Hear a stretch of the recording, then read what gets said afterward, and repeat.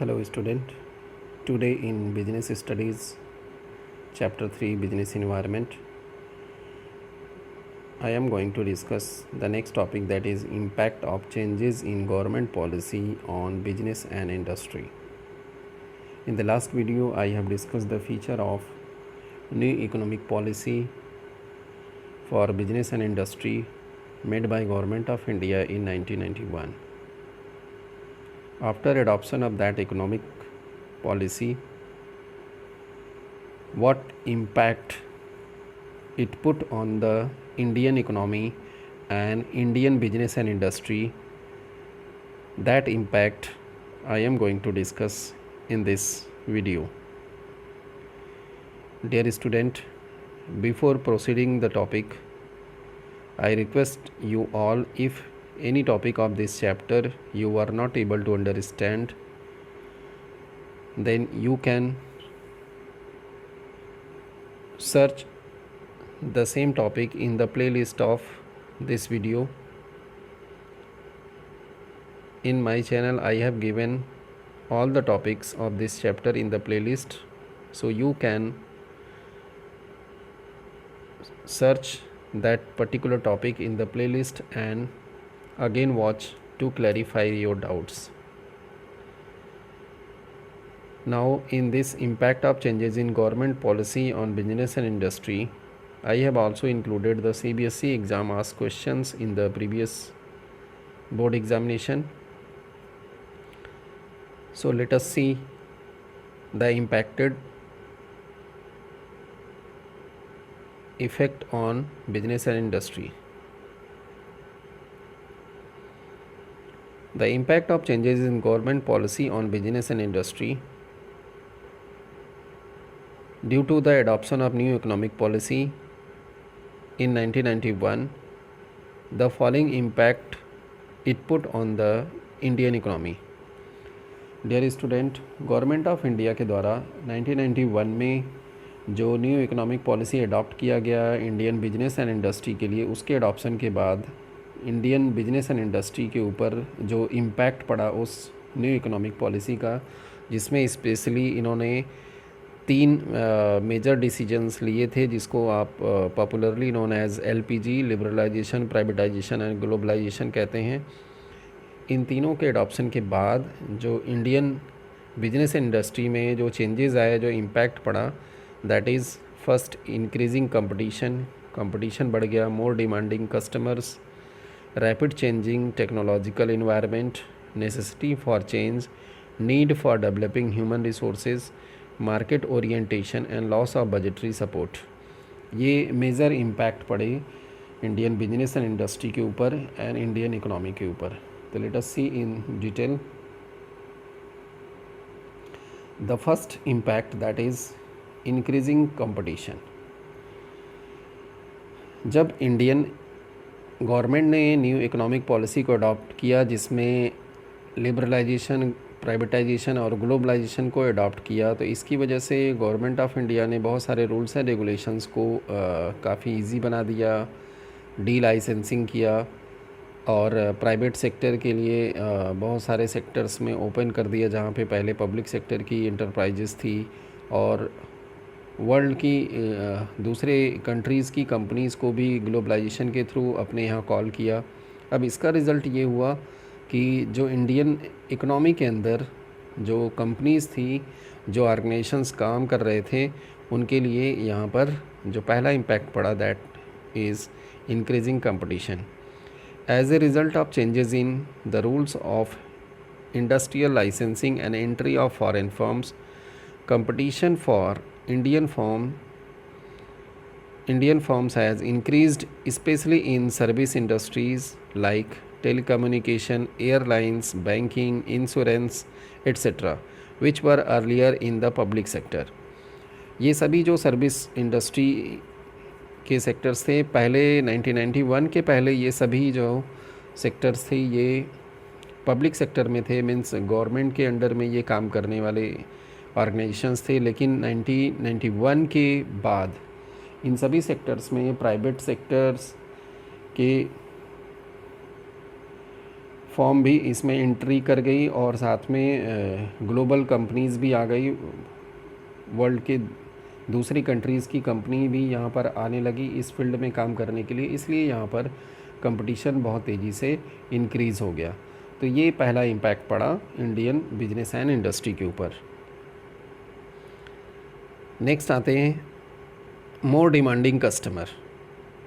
जो मार्केट की कंडीशन थी, जो पहले प्रोड्यूसर मार्केट थी, due to LPG adoption, liberalisation, globalisation and privatisation, जो प्रोड्यूसर मार्केट का कॉन्सेप्ट था पहले, ये चेंज हो गया और ये कस्टमर ओरिएंटेड मार्केट हो गया। Customer today have become more demanding because they are well informed. Increased competition in the market gives the customer wider choice in purchasing better quality of goods and services. 1991 के पहले, new economic policy को adopt करने के पहले जो producer थे वो बहुत ही कम थे और उनकी ज़्यादातर मोनोपोली मार्केट के अंदर थी। लेकिन न्यू इकोनॉमिक पॉलिसी के अडॉप्शन के बाद प्राइवेट सेक्टर की भी कंपनीज़ आ गई और अदर कंट्रीज़ की भी कंपनीज़ जब इंडियन मार्केट में बिजनेस करने आ गई तो मार्केट के अंदर कंपटीशन बढ़ गया और इसका रिज़ल्ट ये हुआ कि जो प्रोड्यूसर जो एज ए की पर्सन काम करता था मार्केट के अंदर बिफोर न्यू इकोनॉमिक पॉलिसी, अब ये कंडीशन चेंज हो गई और ये बायर मार्केट की तरफ, means purchaser become the king pin of the market, means सभी प्रोड्यूसर मार्केट के डिमांड के अकॉर्डिंग गुड्स एंड सर्विसेज को प्रोड्यूस करने लगे, कस्टमर के अकॉर्डिंग गुड्स एंड सर्विसेज को प्रोड्यूस करने लगे। मीन्स प्रोड्यूसर मार्केट जो थी बिफोर 1991, अब वह बायर मार्केट बन गई। That's why it is called market becomes the more demanding customer. तो ये दूसरा इम्पैक्ट जो इंडियन इकोनॉमी के ऊपर, जो बिजनेस इन इंडस्ट्री है उसके ऊपर पड़ा न्यू इकोनॉमिक पॉलिसी का। नेक्स्ट आते हैं rapidly changing technological environment. Due to adoption of new economic policy, जो टेक्नोलॉजिकल इन्वायरमेंट में जो चेंजेस थे वो बहुत ही क्विक होने लगे, बहुत तेज़ी से इसमें चेंजेस आने लगे। इसका रीज़न यही था कि न्यू इकोनॉमिक पॉलिसी को अडॉप्ट करने के बाद जो world class competition Indian market में बिजनेस एंड इंडस्ट्री के बीच में बढ़ गया, क्योंकि यहाँ पर जो ग्लोबल कंपटीशन बढ़ने की वजह से अब वही कंपनी या ऑर्गेनाइजेशन स्टैंड कर पाएंगे मार्केट में जिनके पास वर्ल्ड क्लास की टेक्नोलॉजी होगी, तो ताकि कंपटीटर्स को वे पीछे छोड़ें और अपने गुड्स एंड सर्विसेज की बेटर क्वालिटी लेकर के आगे आए। The increased competition forces the firm to develop new ways to survive and grow in the market. New technologies make it possible to improve machines, process, products, and services. The rapidly changing technological environment creates tough challenges before smaller firms. जैसा आपने देखा कि competition बढ़ने की वजह से firms या जो भी बिजनेस ऑर्गेनाइजेशन थे इनके ऊपर ये दबाव बढ़ता गया कि अगर मार्केट में सरवाइव करना है, ग्रो करना है, तो उनको नए नए तरीके अडॉप्ट करने हैं। और इस नए तरीके में जो न्यू टेक्नोलॉजी का एडॉप्शन है वही एक नया तरीका है जिसमें इम्प्रूव्ड मशीनरी और प्रोसेस ऑफ प्रोडक्शन, इन सबको बेटर किया गया ताकि जो अच्छे से अच्छे गुड्स एंड सर्विसेज हैं उसको कस्टमर को प्रोवाइड किया जा सके। तो ये तीसरा जो इम्पैक्ट पड़ा कि टेक्नोलॉजिकल इन्वायरमेंट में बहुत तेज़ी से चेंज हुआ, because each and every company want to lead in the market. Next जो इम्पैक्ट पड़ा that is necessity for change. ये चेंज करना हमारी इकोनॉमी की एक बहुत बड़ी आवश्यकता थी। In a regulated environment of pre-1991 era, the firm could have relatively stable policies and practices. After 1991, the market forces have become turbulent, as a result of which the enterprises have to continuously modify their operations. हम यहाँ कह सकते हैं कि prior to 1991 business enterprise could follow stable policies for long period of time. New economic policy के adoption के पहले जो बिजनेस एंड इंडस्ट्री इंडिया के अंदर काम कर रहे थे वे सभी एक स्टेबल पॉलिसीज़ को फॉलो करते चले आ रहे थे, लेकिन after adoption of new economic policy 1991 the business enterprises have to modify their policies and operation time to time and again because market competition increased, technological environment very rapidly changes taking place and market का जो orientation था इसमें भी changes होने लगे। जो producer market थी ये बायर मार्केट के तौर पे चेंज हो गई, इसलिए इस तरह के चेंजेस होने लगे। तो ये ज़रूरी हो गया कि अपनी पॉलिसीज़ को, जो स्टेबल पॉलिसीज़ को फॉलो करते हुए कंपनी चली आ रही हैं, उस पॉलिसी को चेंज किया जाए और उसमें लगातार मॉडिफिकेशन किया जाए ताकि हम अपने ऑपरेशंस को, अपनी एक्टिविटीज़ को अच्छे से आगे बढ़ाते जाएं। तो ये नेक्स्ट इम्पैक्ट पड़ा इंडियन बिजनेस एंड इंडस्ट्री के ऊपर। नेक्स्ट आते हैं need for developing human resource. Again जो सबसे की रोल प्ले करने वाला बिजनेस ऑर्गेनाइजेशन में रिसोर्स है दैट इज़ ह्यूमन रिसोर्सेज। इसको डेवलप करने की भी आवश्यकता थी, इसलिए न्यू इकोनॉमिक पॉलिसी को भी अडॉप्ट किया गया। Indian enterprises have suffered for long with inadequately trained personnel. The new market condition require people with higher competence and greater commitment. Hence, Indian company felt the need for developing their human resources. जब LPG को adopt किया गया, इसका result ये हुआ private sector की companies आने लगी, काफ़ी स्किल्ड पर्सन इसमें आने लगे। दूसरा, ग्लोबल कंपनी जब आने लगी तो एज ए रिज़ल्ट अब मार्केट में कंपटीशन बढ़ गया, सभी अपनी एडवांस टेक्नोलॉजी को लेकर के आगे आने लगे, एक दूसरे से लीड करने की कोशिश करने लगे। यहाँ पे ये ज़रूरत महसूस की गई कि अब हमें अपने ह्यूमन बीइंग्स को हायर कंपटेंस की तरफ बढ़ावा देना है और उसके लिए प्रॉपर ट्रेनिंग की ज़रूरत है, उनके स्किल को बढ़ाने की ज़रूरत है। तभी इंडियन कंपनी ने इस आवश्यकता को महसूस किया और अपने रिसोर्सेज को, ह्यूमन रिसोर्सेज को स्पेशली डेवलप करना शुरू कर दिया। तो ये एक इम्पैक्ट पड़ा इंडियन बिजनेस एंड इंडस्ट्री के ऊपर, जिसमें ये महसूस किया गया कि हमें अपने ह्यूमन रिसोर्सेज को अब डेवलप करना बहुत ही ज़रूरी हो गया है after adoption of new economic policy specially. Next जो इम्पैक्ट आया मार्केट ओरिएंटेशन। जो मार्केट की कंडीशन थी ये चेंज हो गई। पहले जो प्रोड्यूसर मार्केट थी, मीन्स सेलिंग कॉन्सेप्ट को फॉलो करने वाले लोग थे, प्रोड्यूसर्स थे। अब ये प्रोडक्ट फर्स्ट की तरफ जाने लगे क्योंकि मार्केट कंडीशन चेंज हो गई। Earlier form use to produce first and go to the market for sale later and it is called selling concept. In other word they had production oriented marketing operation. इनके पास production oriented marketing operation था कि जो कुछ भी produce किया उसको ये मार्केट में ले जा कर के बेच के चले आते थे। In a fast changing world there is a shift to the market orientation in as much as the firm have to study and analysis the market first and produce goods accordingly.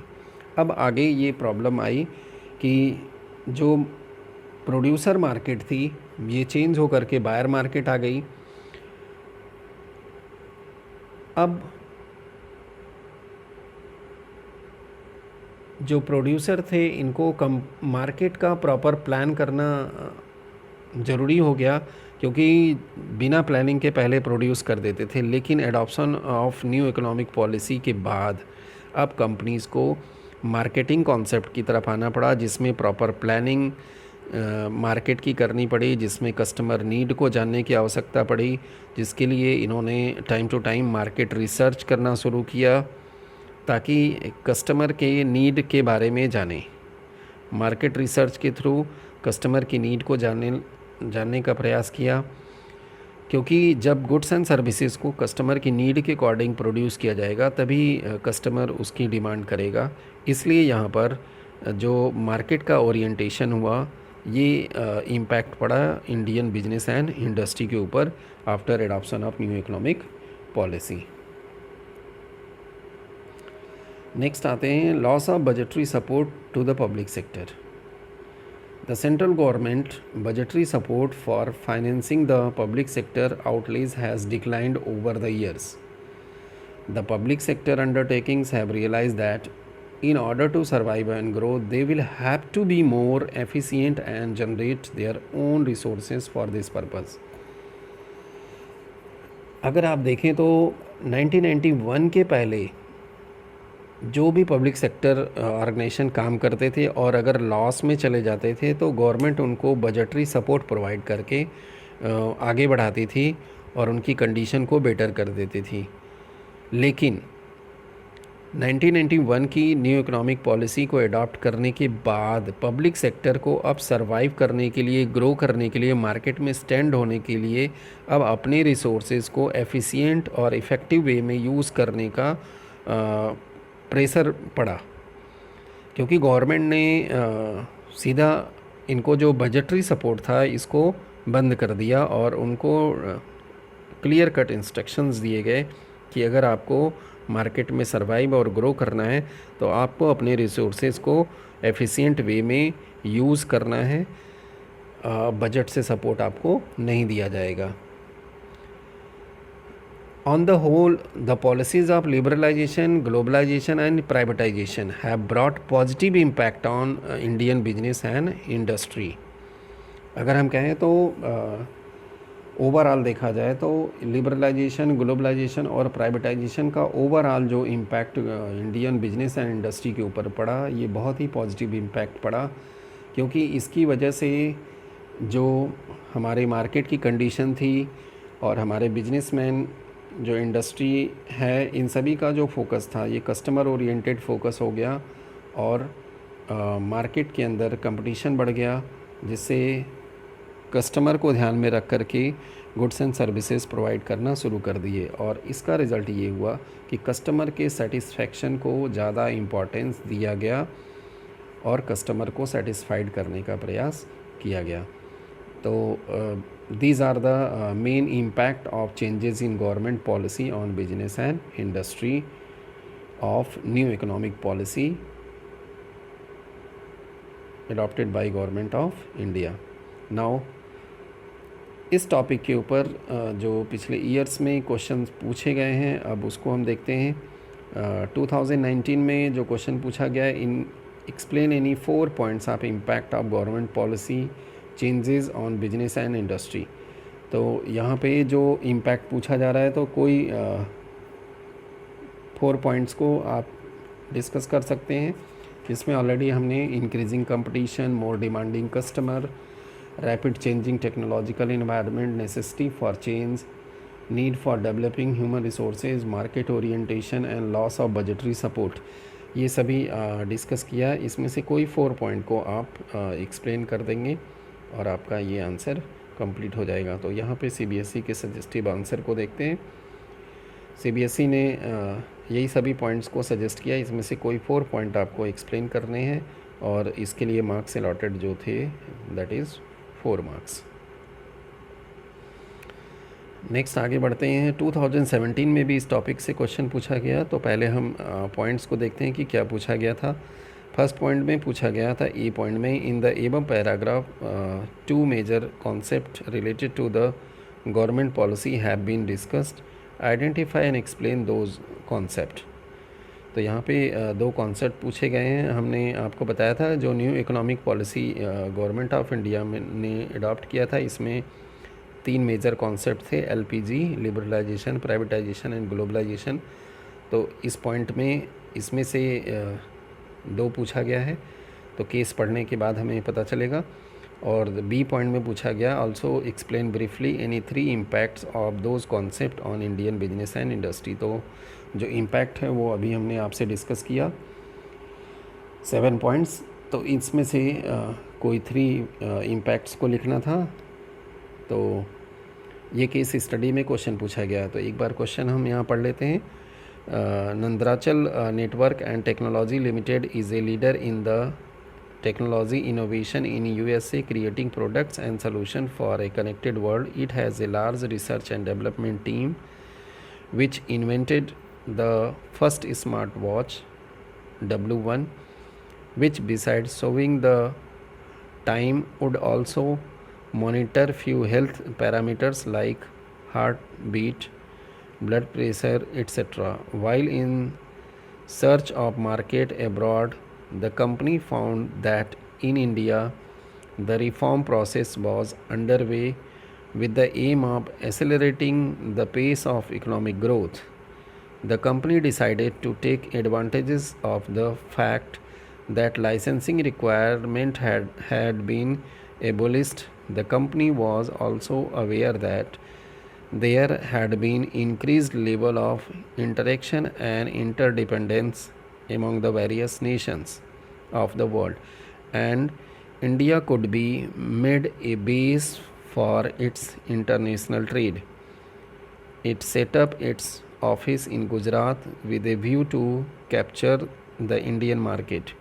In a short span of time, the company emerged as a market leader. Success of the company attracted many other players to enter the market.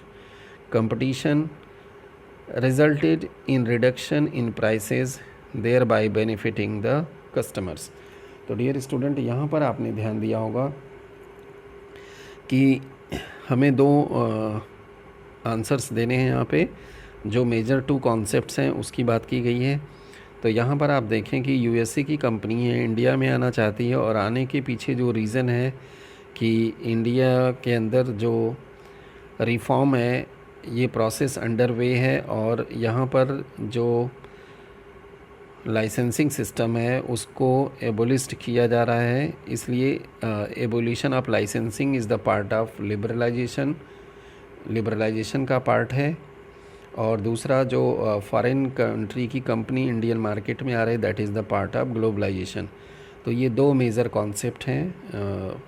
First point के answer में liberalisation और globalisation को यहाँ पे explain करना था, और उसके बाद आपको 3 इम्पैक्ट्स, तो इम्पैक्ट्स में हमने increasing competition, more demanding customer, rapid changing is technology, necessity for change, need for developing human resources, market orientation, loss of budgetary support, ये सभी डिस्कस किया है। तो इसमें से जो पॉइंट आपको इस केस से रिलेटेड है उन सभी को आपको डिस्कस करना है। तो let us see the answer. तो 2 जो मेजर कॉन्सेप्ट हैं, लिबरलाइजेशन और ग्लोबलाइजेशन, इसको यहाँ पे डिस्कस करना है, और उसके बाद जो इम्पैक्ट हैं इन सभी में से आपको कोई 3 एक्सप्लेन करना है। तो this is the type of question which are asked in the previous year board examination of CBSE on this topic.